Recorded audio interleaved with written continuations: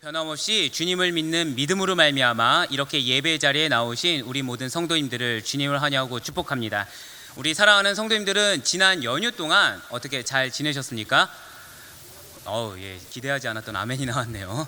네, 그렇다고 한다면 무엇을 하시면서 지내셨습니까? 간만에 사랑하는 나의 자녀, 나의 손자들을 위해서, 또 내가 너무나도 사랑하는 부모님들을 위해서 보내셨습니까? 아니면 간만에 연휴이기 때문에 나도 좀 휴식을 취하고 자기 개발을 하거나 또는 나의 그 휴식을 위해서 잠시 잠수를 탄다든지 나를 위해서 보내셨습니까? 사실 그 앞뒤에 어떤 차이는 있을 수가 있겠지만 이 모든 것들은 나름의 우리 계획 안에서 해야 할 것들, 이루어야 할 것들의 일환이라고 말씀드릴 수가 있을 것입니다. 그렇습니다. 어떤 날이어서가 아니라는 것이죠. 사실 어떤 날이어서 우리가 그런 것들을 행하는 것이 아니라 우리는 늘 무엇인가를 해야 하고 늘 또 그것들을 성취하며 이루는 것들을 사실 좋아한다라는 거예요.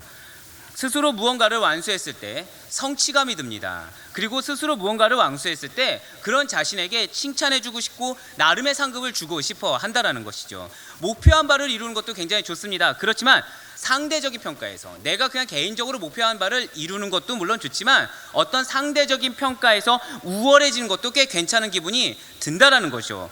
내가 그렇게까지 노력한 것도 아니었어요. 그런데 다른 사람들이 상대적으로 덜 열심히 해서 내가 돋보이게 된다면 그거 역시 나름의 만족감이 들곤 한다라는 거예요.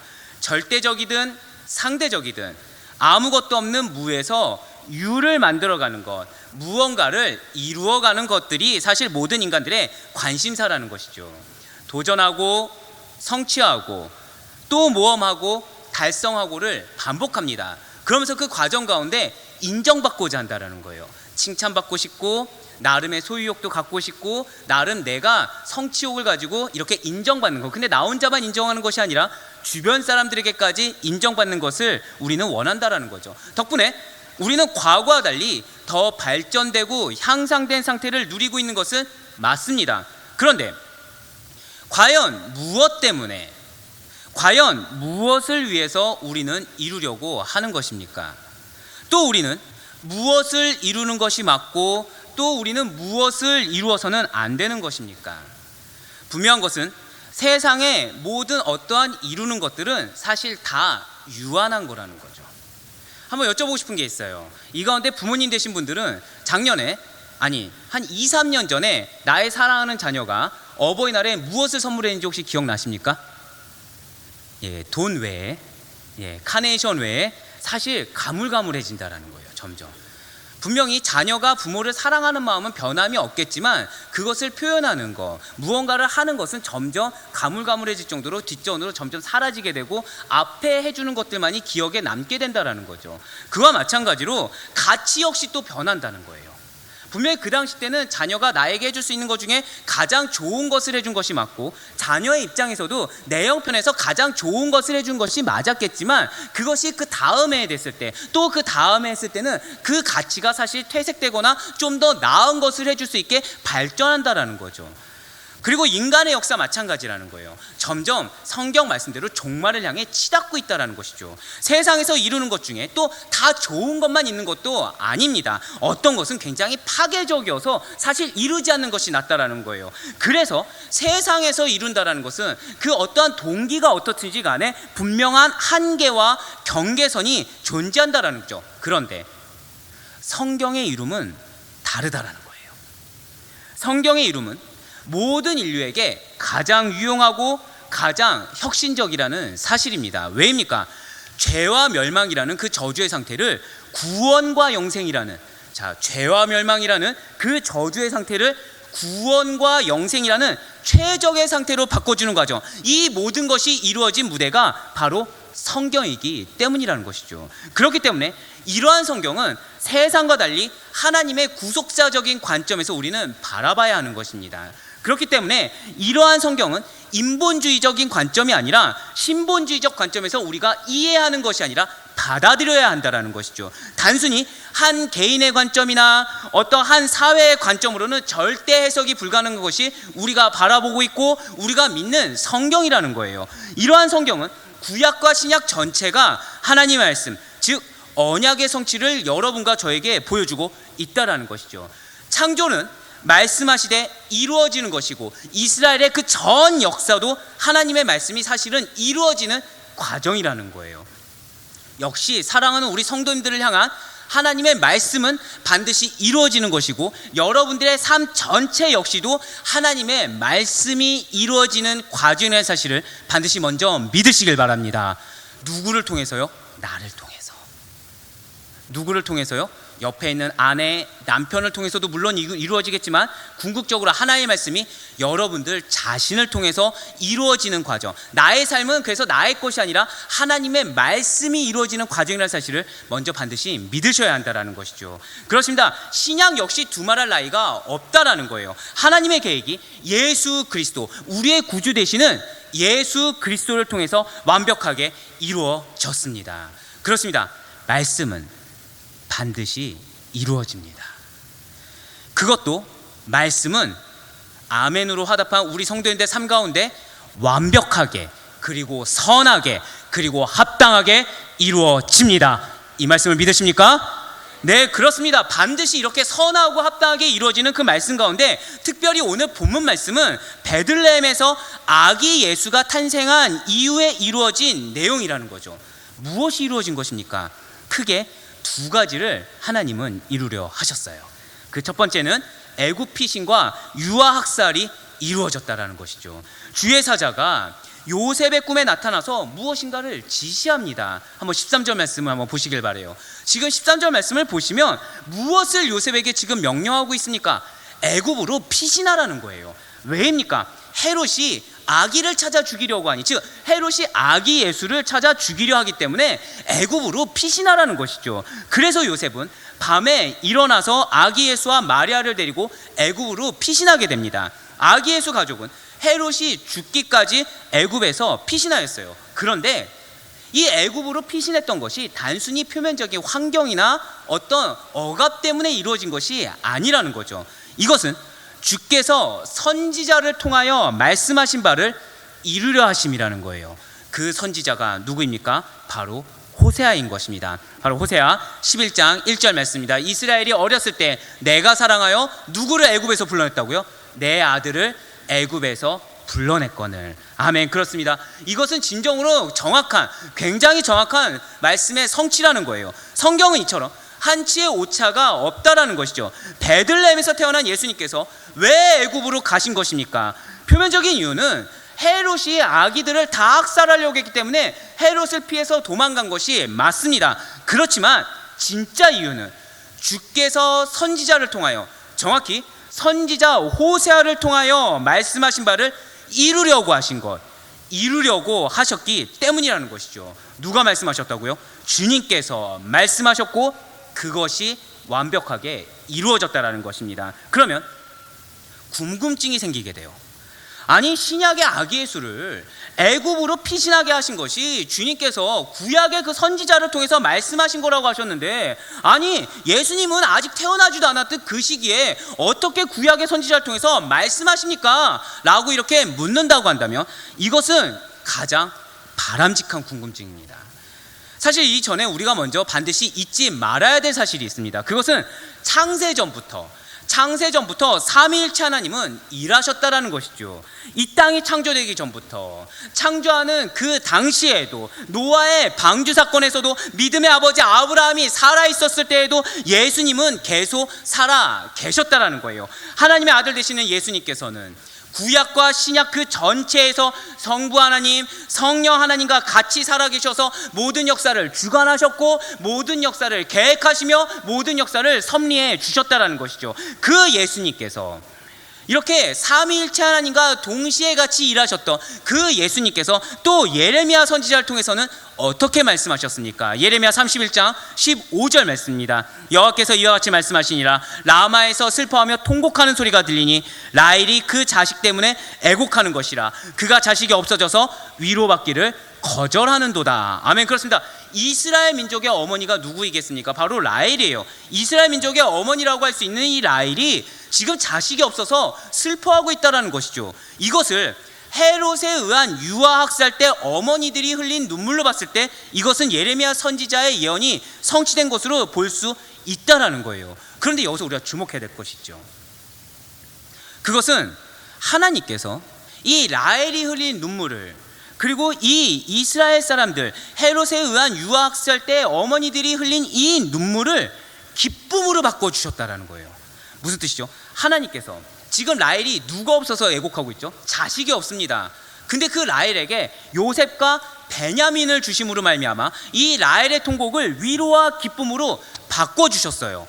헤롯의 잔인한 죄악 때문에 유아들이 지금 학살되고 있습니다. 그 학살되는 과정에서도 인류의 구속주가 되시고 우리의 모든 죄를 사하여 주시는 메시아 되시는 예수 그리스도를 살리심으로 말미암아 자기 백성들에게 참된 기쁨을 안겨 주셨다라는 것이죠. 결국 무엇입니까?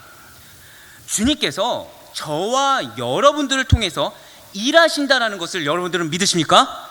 예, 이것을 여러분들이 믿는다고 했을 때 여러분과 저를 통해서 일하신다는 것은 우리를 통해서 하나님께서 이루려고 하시는 것은 고통이나 슬픔이 아니라는 거예요. 위로와 기쁨을 이루고자 하신다는 사실을 반드시 믿으시길 바랍니다. 지금은 슬퍼서 애곡할 수 있어요. 근데 하나님이 무엇을 주셨다고요? 눈물을 기쁨으로, 애곡을 위로로 바꿔주셨다는 거죠. 이것이 여러분들을 통해서 이루고자 하는 하나님의 뜻이신 줄 믿으시길 바랍니다.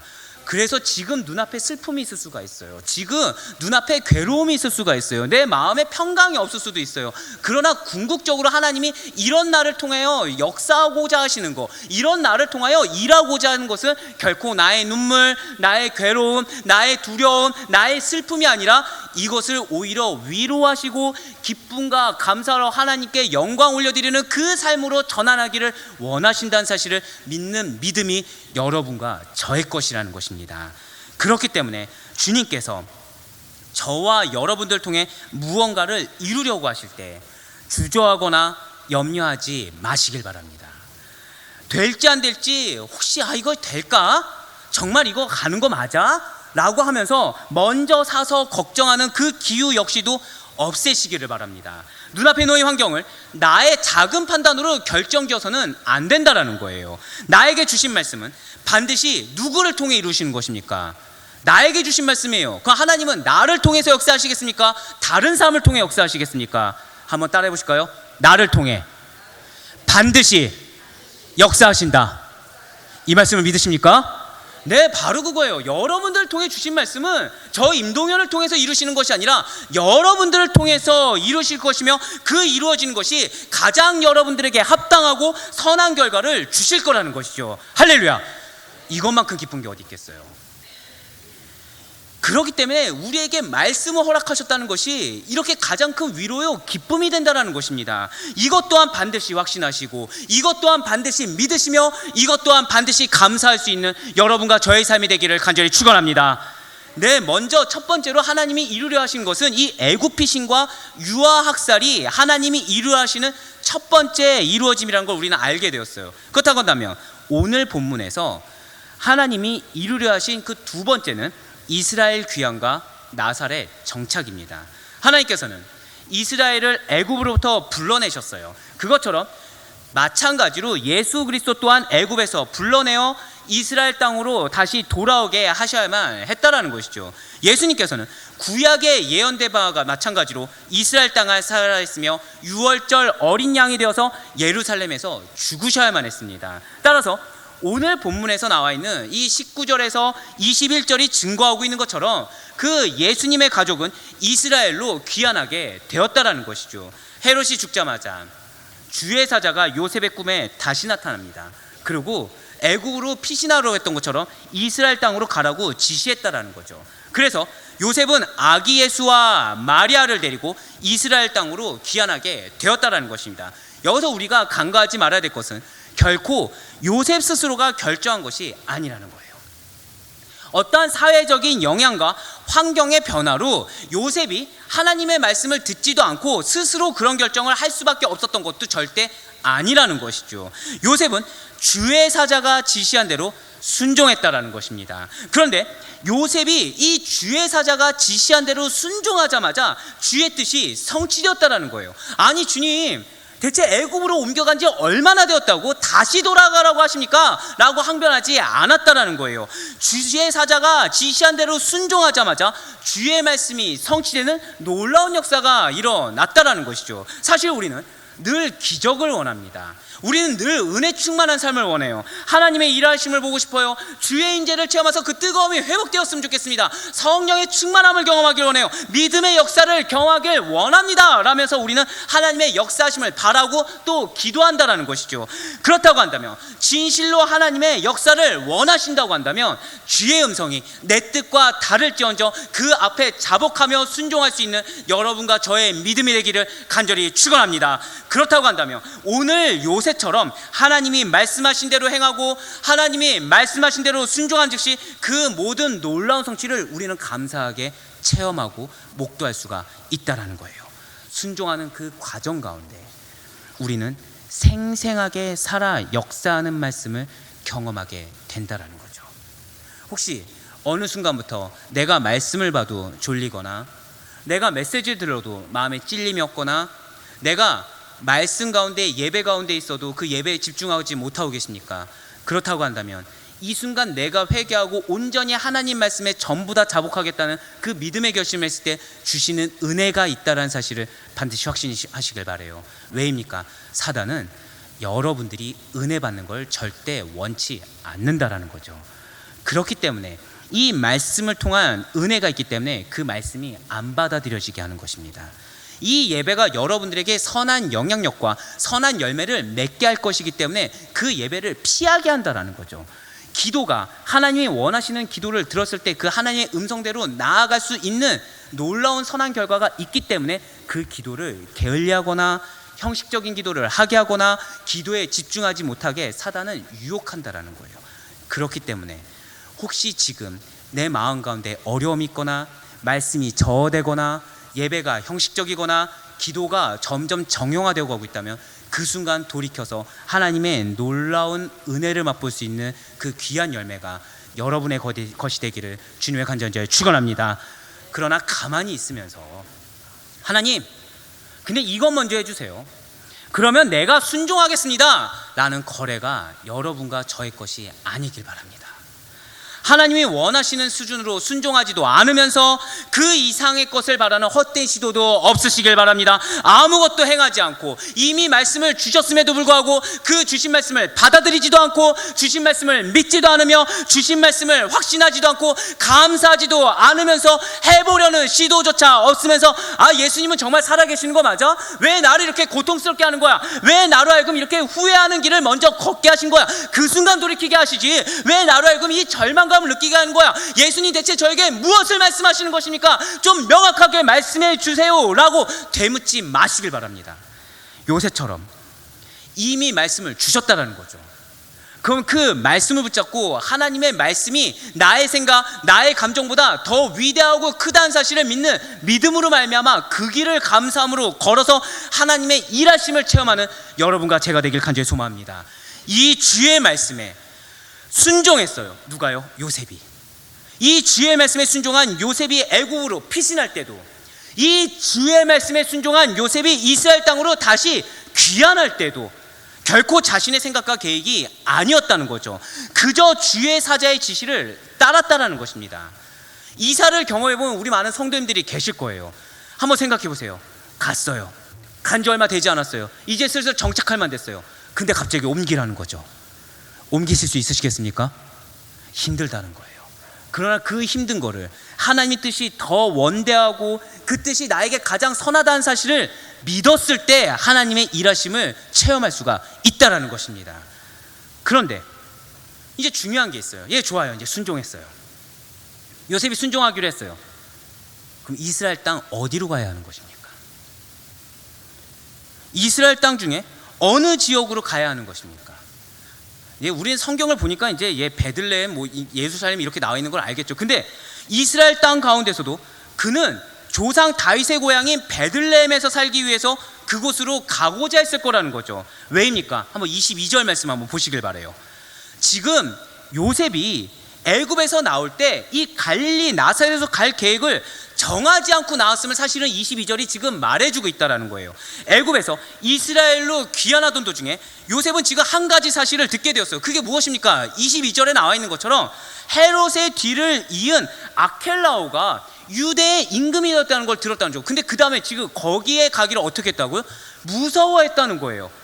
그때 다시 요셉의 꿈에 주의 사자가 나타나서 어느 지방으로 갈지를 정해줬다는 거죠. 그러면서 갈릴리 나사렛이라는 동네를 구체적으로 일러주었다는 거예요. 그런데 여기서 우리가 역사적인 사실을 한 가지 기억하면 조금 더 도움이 될 것입니다. 자, 지금 헤롯이 죽었어요. 헤롯이 죽었어요. 이 헤롯이 죽은 후에 그의 유언대로 안티파스와 빌립과 아켈라오가 후계자가 되어서 유대를 분할 통치하게 됩니다. 그 가운데 안티파스는 바로 이 요단강 북서 지역인 갈릴리와 요단 동편 베레아 지역을 차지하게 되고, 그리고 빌립은 가나안의 유다 남방 지역인 이두메 지역과 베레아 지역의 분봉왕이 되었다는 것이죠. 근데 이 아켈라오가 헤롯의 왕위를 이었어요. 헤롯의 왕위를 이어서 유다와 사마리아와 그 이두메 일부 지역의 그 이스라엘 중심 지역을 차지하게 되었다는 거죠. 그런데 이스라엘 그 중심 지역인 그 이 아켈라오가 헤롯 역시 못지않게 잔인한 인물이었다라는 거예요. 그래서 요셉은 지금 그가 통치하는 유대 땅에 속한 베들레헴에 가기를 두려워했다라는 것입니다. 이스라엘 중심 지역임에도 불구하고 말입니다. 그렇기 때문에 주의 사자가 요셉의 꿈에 나타나서 이 안티파스 요단강 북서 지역인 그 갈릴리 나사렛 지역으로 가라고 명령하셨다라는 거죠. 요셉은 지금 유대 땅을 떠나서 애굽으로 갈 때뿐만 아니라 다시 유대 땅으로 귀환할 때도, 또 갈릴리 지역으로 갈 때에도 주의 사자의 명령대로 행했습니다. 결코 자신의 생각대로 먼저 움직이지 않았다라는 거예요. 눈앞에 놓인 환경 때문에. 그러니까 요즘으로 따지면 아무리 통치가 엄하고 이렇게 잔인하다 그래도 중심지방이 낫겠지, 그렇게 생각하면서 움직인 것도 아니고요. 그냥 단지 아켈라오가 무서운 사람이니까 피해야겠다 라면서 거리가 좀 더 있었던 빌립한테 갔던 것도 아니고, 그저 주의 사자의 명령대로 순종하며 그대로 행했다라는 거죠. 이렇게 예수님께서 나사렛이라는 동네에 가서 사신 건 역시도 사실은 선지자를 통해서 주가 하신 말씀을 이루려 하심이었습니다. 그 선지자는 또 누구입니까? 바로 이사야입니다. 이사야 53장 2절로 3절 말씀입니다. 그는 주 앞에서 자라나기를 연한 순 같고 마른 땅에서 나온 뿌리 같아서 고운 모양도 없고 풍채도 없은즉 우리가 보기에 흠모할 만한 아름다운 것이 없도다. 그는 멸시를 받아 사람들에게 버림받았으며 간고를 많이 겪었으며 질고를 아는 자라. 마치 사람들이 그에게서 얼굴을 가리는 것 같이 멸시를 당하였고 우리도 그를 귀히 여기지 아니하였도다. 아멘. 그렇습니다. 예수님께서, 자, 지금 예수님이 성장하셨습니까? 아니면 아직 아기입니까? 아기세요. 아기였을 때부터 멸시와 천대를 받으며 자라난 연한 순과 같은 존재였다는 거죠. 그 예수님께서 거주하셨던 이 나사렛이란 동네는 보잘것없는 고을이었습니다. 그리고 경멸받는 장소였어요. 왜입니까? 나사렛에서는 유대인들이 싫어하는 로마 군대가 주둔하는 곳이었기 때문이라는 거죠. 그래서 더욱 멸시와 천대를 받았다라는 거예요. 결국 예수님께서 나사렛 사람이다 라는 이 표현은 그가 멸시받는 자로 이 땅에 와서 비천하고 낮은 모습으로 살아갈 존재임을 나타내주고 있다라는 사실입니다. 예수님께서 인류를 죄에서 구원하기 위한 그 메시아로서 사람들에게 멸시와 천대를 받는 그 낮은 자로 오신 분일 거라는 이 이사야의 예언이 실제로 성취되었다는 거죠. 예수님은 탄생하셨어요. 근데 스스로 의사 표현을 할 수 없는 아기 시절에도, 그리고 한창 배워야 할 유년 시절에도 거주하는 곳을 이동하는 그 과정조차 그것을 다 통해서 구속사를 성취해 나가신 분이 바로 예수님이라는 거예요. 진실로 주님께서는 이 땅에 오신 그 순간부터 하나님의 말씀과 예언을 자신이 뜻하든 뜻하지 않았든 성취하는 자로 순종하며 살아가셨다라는 거죠. 무슨 뜻입니까? 우리는 예수 그리스도의 형제된 자들입니다. 믿으십니까? 하나님의 거룩한 권속들이며 자녀이고 예수님을 믿는 믿음으로 살아가는 천국 백성들입니다. 믿으십니까? 그렇다고 한다면 이 예수 그리스도의 순종과 마찬가지로 저와 여러분들 역시 마찬가지라는 거죠. 우리 또한 우리의 참된 아버지가 되시는 하나님의 뜻만을 이루는 통로가 되어야만 한다는 거예요. 이것을 머리로만이 아니라 전 인격적으로 우리의 삶으로 받아들이고 실천할 수 있는 진정한 주님의 통로가 되는 여러분과 제가 되기를 간절히 축원합니다. 우리가 알게 모르게 설령 내가 생각했든 생각하지 않았든 지난 모든 순간 한번 되새겨 보시길 바래요.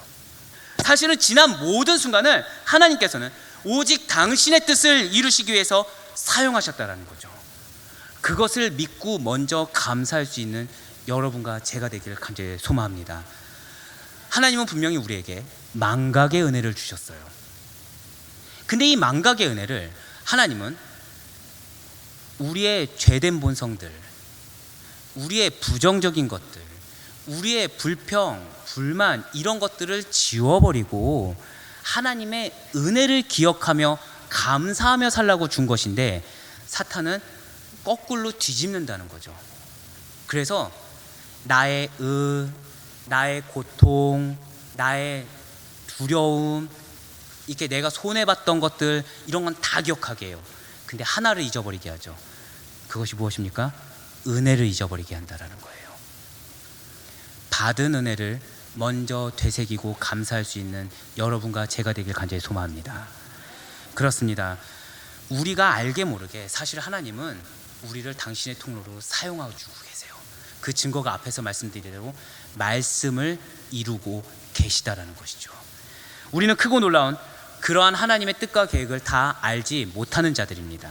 비록 안다라고 해도 이룰 힘이 전혀 없는 자들이 여러분과 저라는 거예요. 이렇게 무지하고 무능력함에도 불구하고 우리가 하나님의 뜻을 이루는 데 사용되고 있음이 사실은 얼마나 감사한 일인 것입니까? 오늘 그리고 또 내일 모레 다음 주 다음 달 우리가 갈 바를 우리는 알지 못해요. 그러나 하나님께서는 아기 예수의 갈 길을 친히 인도하셨던 것처럼 오늘날 저와 여러분을 인도하고 계어 주십니다. 진실로 우리의 행하는 그 모든 발걸음이 나의 발걸음, 세상의 발걸음이 아니라 주님께서 인도하신 대로 주님의 귀한 발걸음이 되는 여러분과 제가 되기를 간절히 축원합니다.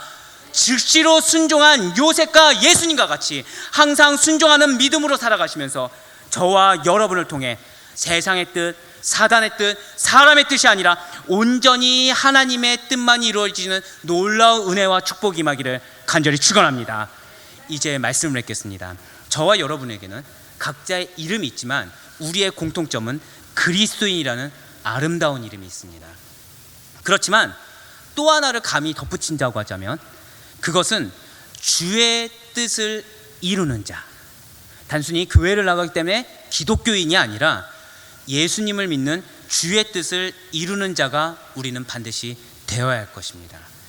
우리가 흔히 나의 존재 그리고 나의 신분을 드러내는 이 그리스도인에는 그리스도에 속한 자, 그리스도만을 따르는 자라는 의미가 담겨 있다는 거죠. 이 그리스도인이 성경에 언제 처음 등장합니까? 바로 사도행전 11장 26절에 등장한다는 거예요. 사도행전 11장 26절 말씀을 우리 마지막으로 한번 큰 목소리로 같이 읽도록 하시겠습니다. 시작. 만남에 안디옥에 데리고 와서 둘이 교회에 1년간 모여있어 큰 무리를 가르쳤고 제자들이 안디옥에서 비로소 그리스도인이라 일컬음을 받게 되었더라. 아멘. 이 당시에 이제 많은 불신자들이 있었어요. 근데 그 많은 불신자들이 안디옥에 있던 제자들을 이 유대교와 구분지었다는 거죠. 그러면서 그리스도인이라고 부르면서 사실은 경멸하고 조롱했다라는 거예요. 처음에 붙여졌을 때만 해도 이 그리스도인은 세상 사람들에 의해 경멸과 조롱의 의미로 붙여졌다라는 것입니다. 그러나 그럼에도 불구하고 그들은 신앙을 지켰어요. 그러나 그럼에도 불구하고 그들은 주님의 뜻에만 순종했다라는 거죠. 그렇다면 지금 그리스도인의 의미는 과연 어떻습니까? 오늘날에도 사실 조롱받는 현실은 마찬가지입니다. 그럼에도 불구하고 변치 않는 여러분과 저의 그리스도인이라는 본질은 하나님의 자녀가 되어서 나는 비록 전적으로 무능하고 정적으로 타락한 존재이지만 그분의 은혜로 말미암아 살아가고 천국 시민권을 따낸 감사하게도 거룩한 주의 권속이고 가장 명예로운 이름이 여러분과 저의 본질이 아니고 과연 무엇이겠습니까? 진실로 하나님께서 저와 여러분을 만드신 우리의 참된 아버지가 된다는 사실을 먼저 온전히 믿으시길 바랍니다. 그렇다면 이 하나님께서 이 세상에, 그리고 이 모든 만물의 주관자이심을, 그리고 여러분과 저를 둘러싼 그 모든 상황의 주관자이심을 반드시 믿으시길 바랍니다. 그 하나님을 믿는 믿음이 전부가 되어서 우리의 유일한 아버지가 되시는 그분의 뜻을 따라 주만 섬기고 주만 따르기로 먼저 작정하시고 믿으시길 바랍니다. 우리는 예수 그리스도만을 최종 목표로 하고 따르는 자들이란 사실을 잊지 마시길 바라요. 나는 갈 길을 몰라요. 아기가 무엇을 알 수 있었겠습니까? 그러나 그 아기 예수조차도 하나님의 말씀을 성취하는 데 사용되어졌어요. 우리는 알 수 없어요. 그러나 처음에 말씀드린 대로 여러분들에게 하나님은, 우리 주님께서는 말씀을 허락해 주셨습니다. 그 말씀을 한번 저를 따라 고백해 보실까요? 나를 통해. 이걸 잊지 마세요. 나를 통해 이루고 계시는 중이신 것입니다. 이것이 은혜입니다. 부디바라기는 주의 뜻을 따르는 자, 주의 뜻을 이루는 자가 저와 여러분의 거룩한 이름이자 사명임을 감사함으로 받아들여서 오늘 한 그 아멘을 잊지 마시고, 오늘 본문의 예수 그리스도와 같이 주의 뜻을 이루는 자로서, 주의 계획과 주의 예비하심을 성취하는 자로서 평생을 말씀에 따라 주의 뜻을 따르며 살아가는 그 충만한 은혜가 온전히 임하는 여러분과 저의 삶이 되시기를 주님으로 간절히 축원합니다. 우리 이 순간 함께 말씀을 붙들고 한번 기도하도록 하시겠습니다.